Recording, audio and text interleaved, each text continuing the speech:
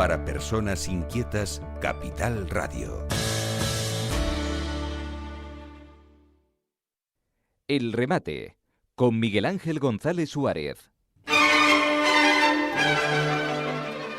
Bueno, esta semana ha sido el Día Mundial de los Gorilas. Y vamos a hablar de los gorilas. ¿Se imaginan ustedes un mundo sin gorilas? Y para ello nos vamos al Puerto de la Cruz, al Loro Parque, y ahí está Yulán Úbeda. Yulán, buenos días. Hola, buenos días, Miguel Ángel, ¿qué tal? El Día Mundial del Gorila, ¿eh? Esta semana ha sido. Eso es, Día Mundial del Gorila, que no es poca cosa. Que no es poca.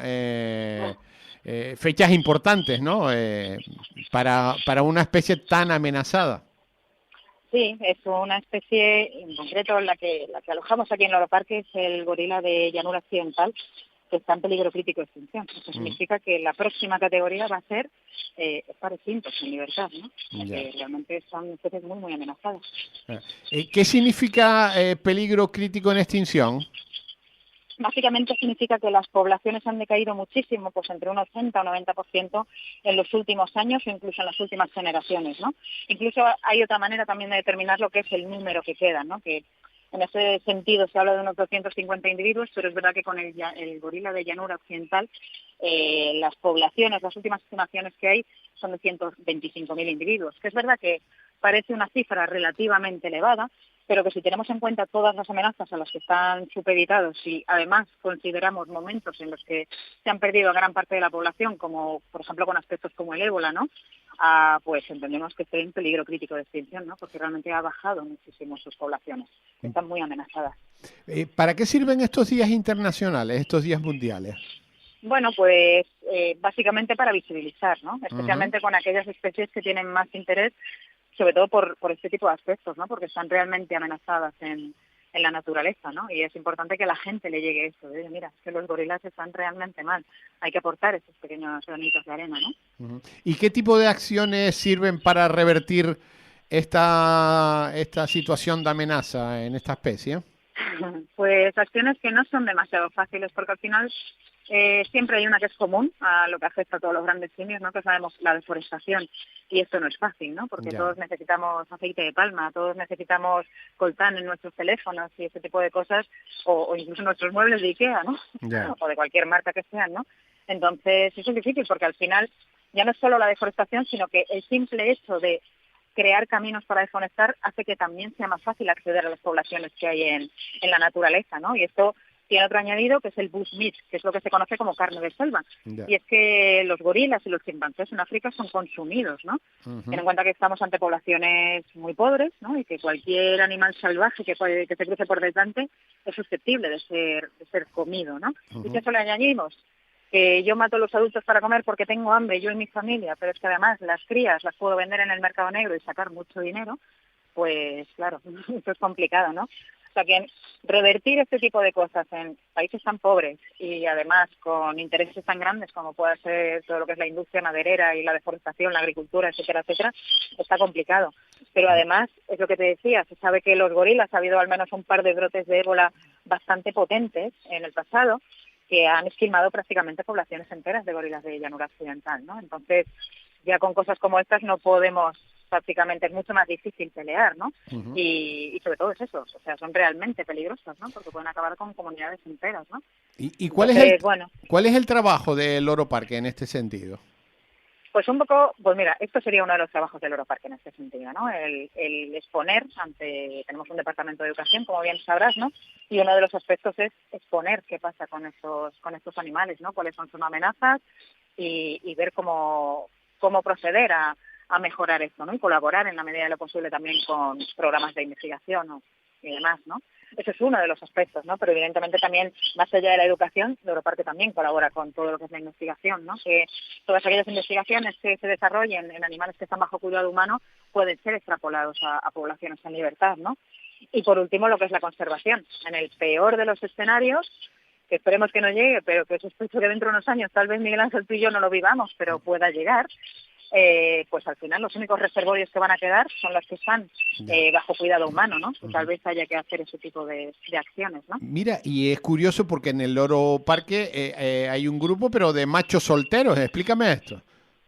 Mira, fuimos el primer zoológico del mundo en tener un grupo solo de machos solteros. Fue en el año 92 que empezó todo esto, han pasado 13 gorilas por aquí. Y hay varios motivos, ¿no? Por una parte, los gorilas supongo que nos suena, ¿no? A todos de esa película de Gorilas en la niebla y demás de Dian Fossey, que tienen un tipo de sistema social que se llama harem, que significa que suele haber un macho por unas 6, 12 hembras, ¿no? Bien, es verdad que ese macho a veces tiene un subordinado que también puede permanecer en el grupo, ¿no? Pero que nunca va a reproducirse hasta que no desbanque al anterior. Entonces, suele haber, voy a decirlo así, un excedente de machos, ¿no? A nivel de poblacional, que hace que las poblaciones que se encuentran en la naturaleza también creen grupos de machos solteros, ¿no? Y en el caso de aquellos que se encuentran bajo cuidado humano, pues al final hay que hacer grupos también de machos solteros, ¿no? Para gestionar ese excedente que queda cuando no se está formando parte de una familia, ¿no? O cuando ya hay o sea que hay que sacarlos de la naturaleza, esos machos. No estoy diciendo sacarlos de la naturaleza. Lo que quiero decir es que los grupos de machos solteros también existen en la naturaleza, ¿vale? Ya. Porque al final el tipo de sistema social que tienen no es 1-1, no es un ratio de 1-1, un macho y una hembra como pueda pasar con un gibón, ¿vale? Sino que los gorilas son un macho y varias hembras, ¿no? Entonces ahí hay excedentes de macho que hacen y crean sus grupos solitarios en la naturaleza, ¿no? Y entonces si ahora todos son machos, es muy complicado meter una hembra, ¿no? Se matarían entre ellos. Es que nuestra finalidad no es tener una hembra, nuestra finalidad es tener esos machos para que estén aquí, para que el día de mañana, cuando nos pidan desde otras instituciones, oye, mira, es que tenemos una hembra y un macho para esta hembra, ¿no? Pues que se vaya a otra institución. De hecho, eso ya ha pasado en 3 ocasiones en el parque.